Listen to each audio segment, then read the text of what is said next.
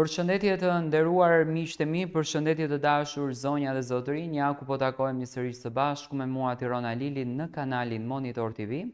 për të sjellur pranë jush një thashë them që po përflitet lart e poshtë. Thuhet që Egli dhe Gjesti gjatë natës së sonte do të publikojnë një tjetër të vërtet të tyre. Do të nxjerrin një tjetër moment të tyre që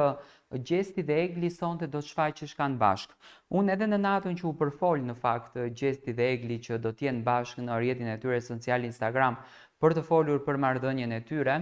mendoj që nga fama që kanë, dashuria madhe që kanë te publiku shqiptar, nuk ma merr mendja që do të jenë aq amator në përzgjedhjen e tyre se si ato do të duan të konfirmojnë një lajm apo do të duan të tregojnë një diçka për jetën e tyre, për se si shkon dashuria apo çfarë projekti do të sillin në skenë. Nuk ma merr mendja që do të ketë një kyçje në live, mund të jetë një reel të cilin e kanë punuar dhe do ta bëjnë publike sonte në faqet e tyre zyrtare, ndoshta për herë të parë duke taguar njëri tjetrin. Kjo gjë nuk i dihet sepse për shembull Egli nuk e tagoi Fifin në Instagram, por Fifi ja bëri share në story dhe aty u kuptua që mund të ishte